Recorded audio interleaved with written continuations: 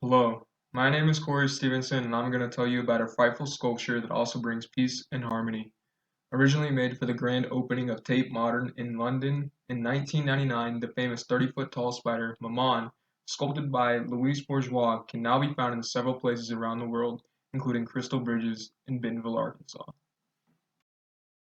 When Louise was 10 years old, her father had an affair that went on for 10 whole years. In an interview, Louise said that she was not only betrayed by her father, but by her teacher too. On top of that, her mother had died when she was 21 years old. It was this trauma and anger that ultimately led to the vast artwork she created. During her early years as an artist, she used sculpting as a way to cope with her aggression toward her father's affair and destroyed much of what she created. The fate of the work is really to be destroyed. It is really what I want. I want to do the things and express my rage by breaking it. This changed as Louise got older. She started to make more artwork representing her mother and the protection which she provided. This led to her most famous collection, the giant spiders. The first spider was actually drawn by Louise in 1947 and later recreated as a spider sculptures now featured worldwide, each being at least 20 feet in size. Louise stated that her mother was patient, soothing, subtle, just like a spider. Maman is quite representational of the instability of Louise's past, which can be seen from its really unsteady appearance.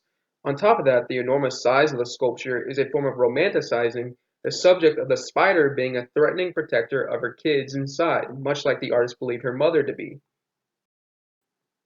A good way to study Maman is using a psychoanalytical approach due to her past. Maman is a testament to her mother as being a true caregiver. It wasn't until the later part of her life that Louise changed the subject of her artwork toward her mother, almost as if she was reaching out to her after so long. In a poem, Louise wrote, "Forgive me, Maman, who lies, who lies. Wait for me, don't run, I'm coming," as if to cry out to her mother in a manner to suggest that she is waiting for her to return and protect her. Each one of the spiders, including Maman as it is written in the poem, is a memorial to her late mother, giving thanks and praise to what she had done to get her family through the times. The change to a metallic structure, one that is incapable of being smashed, represents the strength of the bond she has always shared with her mom, rather than the ceramic and marble structures she would throw across the room that represent her father and his affair.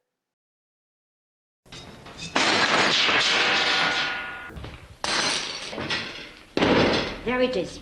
The material being bronze and steel helps portray the strength while the staggering legs fortify a mother's unbalanced and struggles taking care of her children.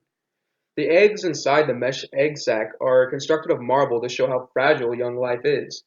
The entire structure itself is biomorphic, making it appear more alive and powerful.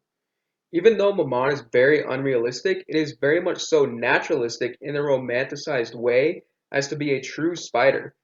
For instance, spiders are inherently terrifying to humans, and so they are automatically perceived as a creepy, crawling little monster. Maman promises this frightful experience and even exceeds it from the cryptic black coloring and jagged needle-pointed legs. Maman has some influence from the Gothic style. The legs are indeed curved but also extremely angular at the bends as if the spider is towering up, and the strikingly pointed ends of the legs portray the sharpness that is often found in Gothic architecture and drawing. On top of that, there is the deep dark black coloring of Maman that compares to the pearled white coloring of the eggs.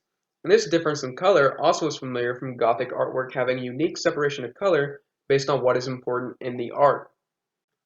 I chose Maman because I've loved spiders since I was young, so of course I would choose a huge eight-legged sculpture.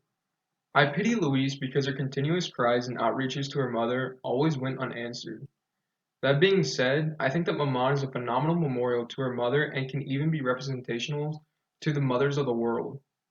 The physical appearance of Maman is almost extraterrestrial and slender, which I believe adds to the mystery and horror that it represents.